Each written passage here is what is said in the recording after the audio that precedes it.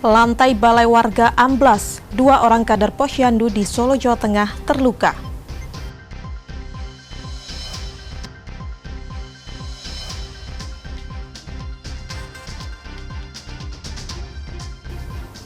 Petugas gabungan di Pekalongan melakukan pengecekan kelayakan bus jelang arus mudik. Takjil kopi rempah khas Timur Tengah selalu ditunggu oleh jemaah Masjid Jami'ah Segaf di Solo saat berbuka puasa.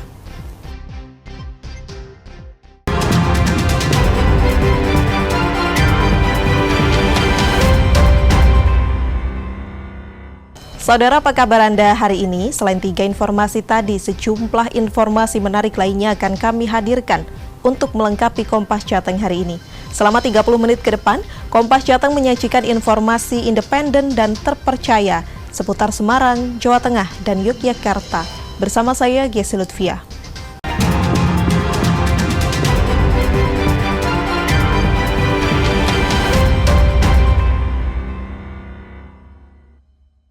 Mengawali Kompas Jateng pagi ini, Saudara, sebuah konter ponsel di Dukuh Kayen, Desa Sonorejo, Kabupaten Sukoharjo, Jawa Tengah, disantroni perampok bersenjata tajam. Aksi pelaku terekam CCTV toko.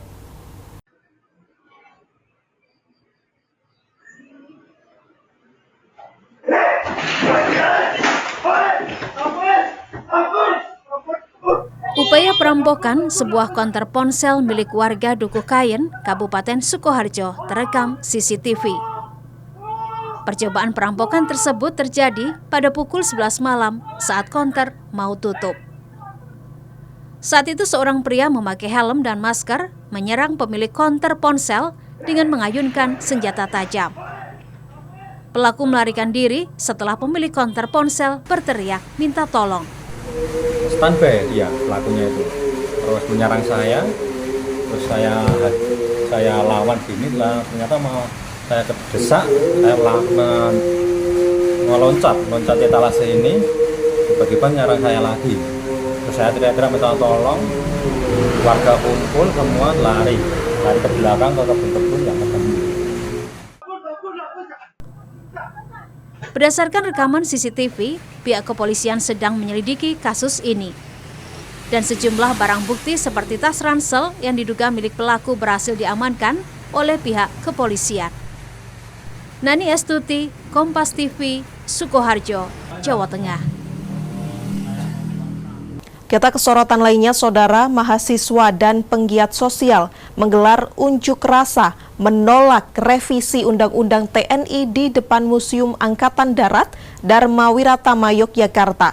Mereka menolak revisi Undang-Undang TNI yang memberikan peluang seluas-luasnya kepada militer aktif untuk menduduki jabatan sipil. Angkatan Bersenjata Republik Indonesia diganti pramuka. Unjuk rasa menolak revisi Undang-Undang TNI digelar mahasiswa dan pegiat sosial di depan Museum Angkatan Darat Dharma Wiratama, Yogyakarta. Pada aksi kali ini, massa juga membentangkan spanduk penolakan revisi Undang-Undang TNI tepat di depan Monumen Jenderal Sudirman. Dalam orasinya, massa mengingatkan kembali 6 tuntutan reformasi 1998, di mana salah satu poin menegaskan penolakan atas dui fungsi ABRI yang memberikan kesempatan pada anggota militer aktif untuk menduduki jabatan sipil. Mereka menuding anggota militer aktif yang menjadi pejabat sipil akan menghambat proses penegakan hukum. Dengan adanya RUU-TNI yang mana mereka akan bisa menjabat lebih dari 10 kementerian, bisa sangat mungkin sekali bahwa militer semakin sewenang-wenang terhadap rakyat. Apalagi juga kasus yang sangat menjadi perhatian rakyat, yaitu soal kasus korupsi. Massa juga menyebut aksi di depan Museum TNI Angkatan Darat Dharma Wiratama adalah simbol perlawanan terhadap dui fungsi ABRI yang seharusnya ditinggalkan bangsa Indonesia dan cukup menjadi kenangan sejarah. Michael Aryawan, Kompas TV, Yogyakarta. Informasi lainnya, Saudara, akses jalan di pemukiman Jangli Tlawah, Kelurahan Karanganyar Gunung, Kecamatan Candisari, yang berbatasan dengan Tol Jatingaleh Kota Semarang amblas. sehingga ruas jalan terputus. Jalan Janglit Lawah Kota Semarang yang berada di pinggir ruas tol ABC Semarang ini amblas sepanjang 100 meter pada Kamis pagi. Akibatnya 4 rumah warga kehilangan akses jalan dan terpaksa mengungsi ke rumah tetangga terdekat. Menurut Ketua RT 9 RW 5 Kelurahan Karanganyar Gunung, Kecamatan Candisari, Endro Suntoro, sebelum jalan amblas terjadi, warga sudah melakukan antisipasi karena adanya penurunan tanah sejak Rabu sore. Dari warga kelihatannya ada penurunan tanah, tapi belum ada retakan. Nah terus kami antisipasi, warga coba kami cek di TKP. Ternyata jam 10 itu penurunan sudah turun 5 cm. Ada retakan dan ada retakan. Nah, kami waspadai warga jangan sampai lengah. Ini karena ini kelihatannya kok tanahnya semakin dalam. Jam 11 malam itu retakannya tambah parah. Kebetulan warga juga sudah pada siaga. Tadi pagi habis subuh kelihatan tanahnya sudah turun banget. Kurang lebih jam 6-an itu ada longsoran kecil yang di sebelah selatan. Pas jam 6.30 terjadi longsoran besar sampai saat ini. Dikarenakan lokasi jalan yang amblas di wilayah pengelolaan tol ABC, tepatnya di tol Jatingaleh arah Gayam Sari, maka pihak Jasa Marga Semarang akan melakukan penanganan sementara dengan memasang terpal di celah tanah yang bergerak agar saat hujan tidak terjadi rembesan air. Antisipasi ini dilakukan agar tidak terjadi amblas susulan yang bisa memicu lereng jalan tol longsor. Nanti kita tutup terpal ya Pak, karena terutama untuk yang celah-celah ini supaya air tidak masuk, yang menyebabkan nanti lereng yang longsor ini menjadi lebih besar, bahkan menjadi lebih luas. Kemudian nanti kami upayakan dengan mungkin cerucuk bambu maupun counterweight atau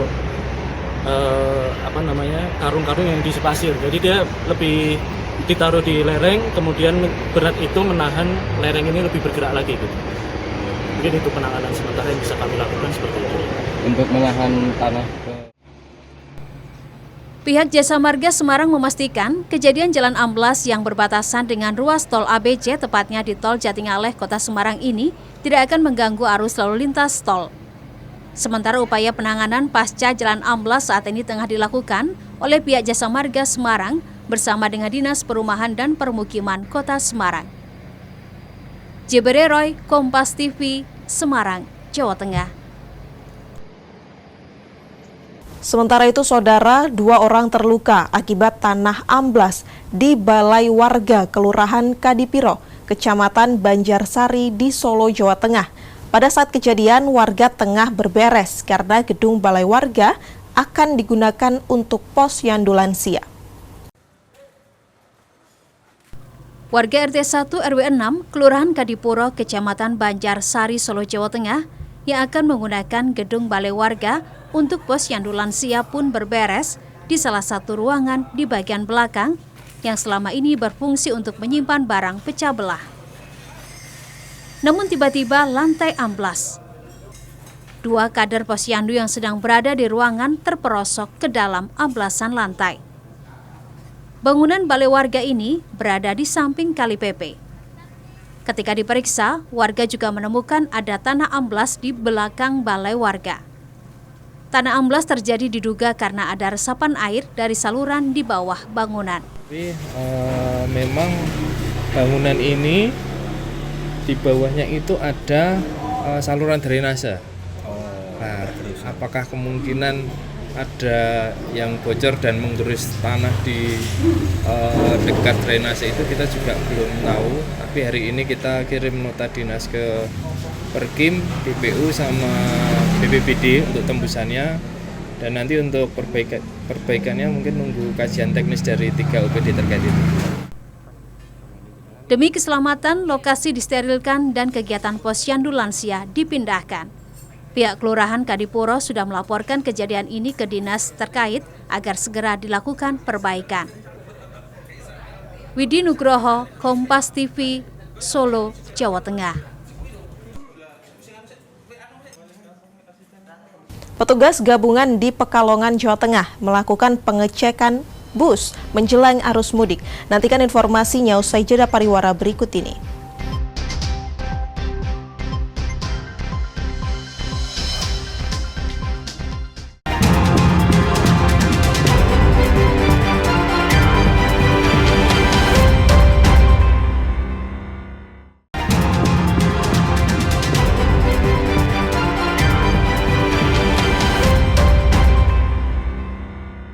Anda masih di Kompas Jateng bersama saya, Gesi Lutfiah. Menjelang arus mudik Lebaran 2025, petugas gabungan melakukan pemeriksaan kelaikan bus dan kesehatan sopir di Pekalongan, Jawa Tengah.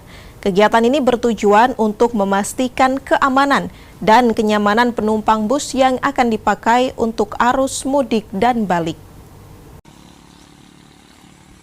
Petugas dari Dinas Perhubungan, Polisi dan Dinas Kesehatan menggelar pemeriksaan kelaikan kendaraan atau ramcek di salah satu pulbus di Kajen, Kabupaten Pekalongan. Petugas melakukan pemeriksaan fisik seperti ban, wiper, lampu, sampai dengan di dalam kabin bus. Alat pemadam api ringan, palu pemecah kaca untuk keadaan darurat juga tidak luput dari pemeriksaan petugas. Selain itu, polisi dan Dinas Perhubungan juga memeriksa kelengkapan surat-surat kendaraan. Pemeriksaan ini dilakukan untuk memastikan armada bus yang akan digunakan oleh pemudik dalam kondisi layak jalan sehingga dapat meminimalisir risiko kecelakaan. Total ada 50-an bus di Kabupaten Pekalongan yang rencananya akan dipakai untuk kendaraan arus mudik dan balik. Persiapan pemeriksaan untuk arus mudik di tahun 2025.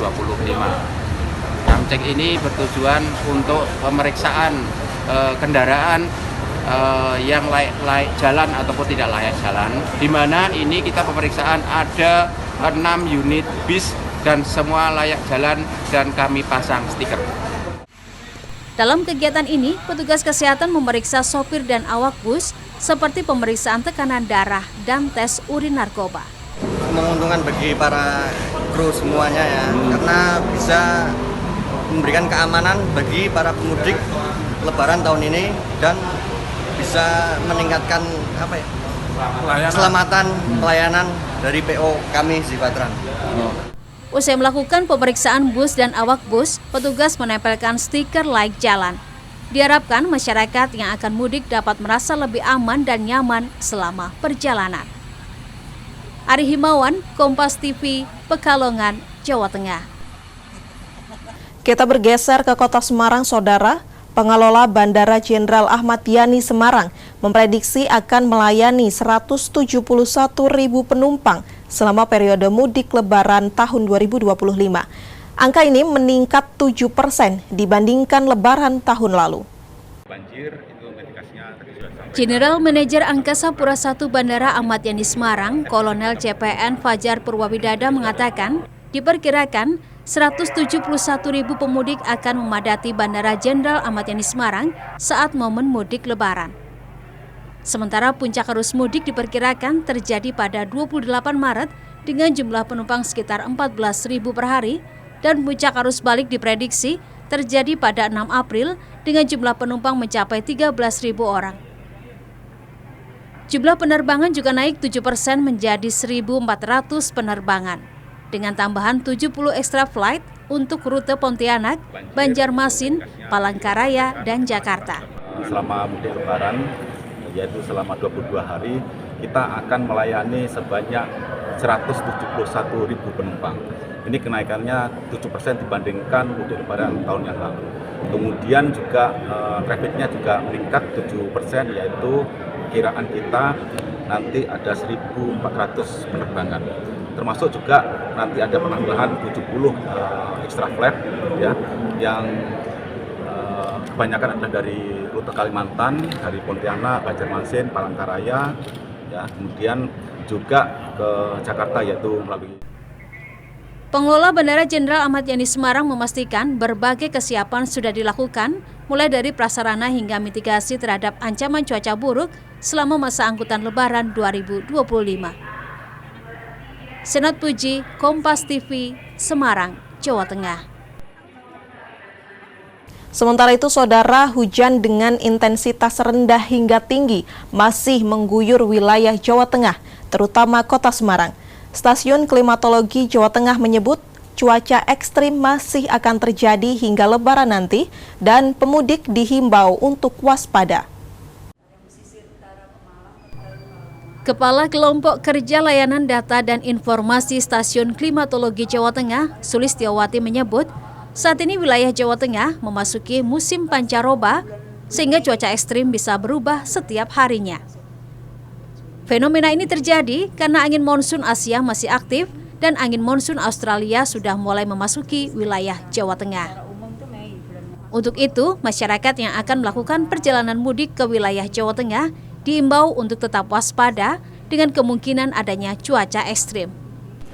Untuk masyarakat, mungkin terutama masyarakat yang akan mudik dan menjalani Idul Fitri, mungkin tetap harus waspada dengan adanya cuaca ekstrim, yang mungkin yang pakai motor mungkin harus selalu sedia dengan mantelnya, dan mungkin selalu memantau perkembangan cuaca BMKG. Di situ ada info BMKG, dan mungkin nanti di posko-posko itu juga ada nanti bisa ada monitor, mungkin alat-alat yang di BMKG dipasang di posko itu. Dan intinya masyarakat harus tetap waspada dengan adanya kemungkinan adanya cuaca ekstrim.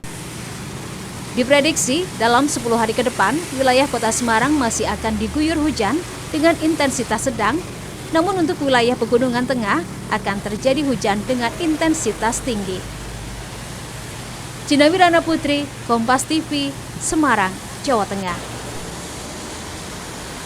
Takjil kopi rempah khas Timur Tengah selalu ditunggu di Masjid Jami Assegaf di Solo, Jawa Tengah. Nantikan informasinya usai jeda pariwara berikut ini.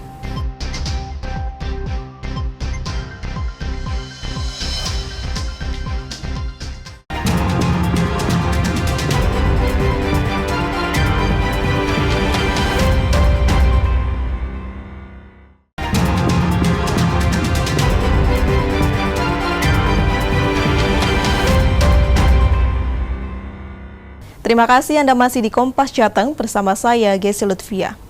Menjelang Lebaran, penjualan bahan-bahan kue mengalami peningkatan yang cukup signifikan di berbagai toko maupun pasar tradisional.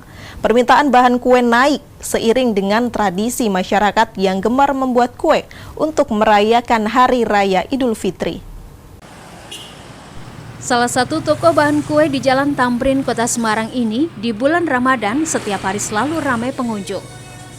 Karyawan toko mengatakan lonjakan pembeli mulai terasa sejak Januari hingga pertengahan Maret. Bahkan saat ini, peningkatan penjualan bahan kue sudah mencapai 90%. Sejumlah bahan kue yang paling laris dibeli adalah mentega, tepung, selai nanas, hingga keju. Dan tidak sedikit pembeli yang membeli bahan kue dalam jumlah besar untuk keperluan usaha kue rumahan. Ada peningkatannya itu sejak bulan Januari. Itu udah ada peningkatan dari yang dulunya jadi dulu itu 60%, ini udah pada peningkatan dari Januari 80%. Terus kesini mau deket Lebaran kita hampir 90%. Ini bahan-bahan apa saja Kak yang mengalami peningkatan penjualan? Seperti butter, terus bahan-bahan kayak tepung, margarin, sama isi selai-selai gitu. Ini belanja untuk bahan-bahan bikin cookies. Bikin cookies? Iya. Ini untuk kebutuhan apa ini Mas? Kebetulan usahanya istri cookies, jadi sering kesini untuk beli bahan-bahannya gitu. Apakah ini terkait dengan kebutuhan membuatan cookies di hari Lebaran atau seperti apa Mas? Hari-hari biasa memang kesini, tapi untuk Lebaran juga karena pesanan pasti lebih banyak dari biasa. Peningkatan penjualan bahan kue ini diperkirakan terus meningkat hingga menjelang Idul Fitri. Cina Wirana Putri, Kompas TV, Semarang, Jawa Tengah. Kita bergeser ke kota Solo, saudara. Banyak menu unik yang muncul saat Ramadan. Sebuah masjid di kota Solo, Jawa Tengah menyediakan sajian kopi rempah khas Timur Tengah untuk berbuka puasa. Kopi rempah khas Timur Tengah ini menjadi menu berbuka puasa di Masjid Jami Assegaf di kawasan Pasar Kliwon, Solo, Jawa Tengah. Berbeda dari biasanya, kopi rempah khas Timur Tengah ini berisi beraneka macam bahan herbal seperti jahe, sereh, kapulaga, dan daun pandan. Untuk menambah kenikmatan, kopi rempah ini dipadukan dengan kopi hitam, gula aren, serta gula pasir. Semua bahan ini dimasak hingga mendidih. Kopi rempah ini pun sangat pas diminum untuk mengembalikan kondisi tubuh. Kopi yang dimasak sejak jam 2 siang ini langsung diserbu warga yang ingin berbuka puasa di Masjid Jami Assegaf. Rempah yang ada di seduhan kopi diklaim baik untuk berbuka puasa walaupun dalam kondisi perut kosong. Ini kan banyak rempah-rempahnya. Ada palanya, ada serehnya, ada kapulaganya, semua lengkap. Khasiatnya seperti apa? Khasiatnya kalau begitu minum insya Allah sudah keringatan. Terus khasiatnya yang masuk angin bisa hilang, macam-macam. Jadi memang cocok untuk minuman berbuka puasa ya? Iya, minuman berbuka puasa. Tapi kan biasanya kalau orang buka menghindari kopi karena kan takut. Enggak. Asam lambung. Kalau yang ini enggak, soalnya kan sudah ada ukurannya. Jadi kita buat ukurannya itu sudah pas, jadi enggak pedes banget. Nah, jadi dia makan korma, begitu makan korma terus minum kopi.